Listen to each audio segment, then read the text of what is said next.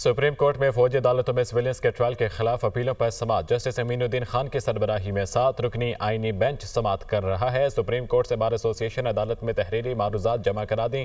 तफसीलात लेंगे हसीब मलिक से। हसीब, समाअत का अहवाल बताइएगा।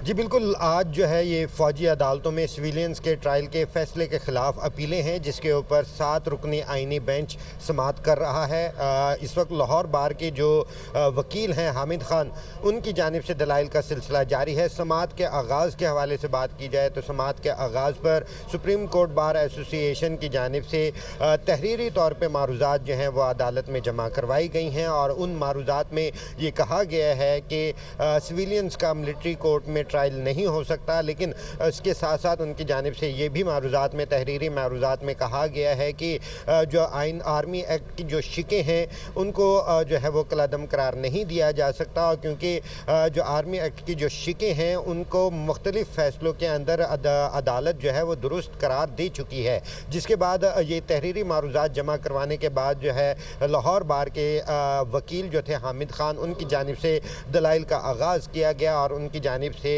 उमर अता बंदियाल साबिक चीफ जस्टिस, उनके दौर का हवाला दिया गया और ये भी साथ में कहा गया कि बानी पीटीआई जो थे उन्हें इस्लामाबाद हाई कोर्ट से गिरफ़्तार किया गया। उनकी जानिब से दरख्वास्तें दायर की गई थी जिन्हें नंबर तक अलॉट नहीं किया गया, जिसके ऊपर जस्टिस जमाल खान मंदोखेल की जानिब से ये रिमार्क्स दिए गए कि आप जो है मरकज़ी सवाल की तरफ आएँ और ये बताएँ कि क्या सिविलियंस का मिलिट्री कोर्ट्स के अंदर ट्रायल हो सकता है या नहीं हो सकता। जिसके बाद जो है हामिद खान की जानिब से ये मौक़िफ़ इख्तियार किया गया कि बिल्कुल इस बात के ऊपर भी आऊँगा, मैं इस पॉइंट के ऊपर भी जवाब दूँगा अदालत को, लेकिन इससे पहले जो है वो दीगर हवालाजात जो हैं वो देना चाहते थे, जिसके बाद उनकी जानिब से इस वक्त भी दलाइल का जो सिलसिला है वो जारी है। जी ठीक है, बहुत शुक्रिया हसीब।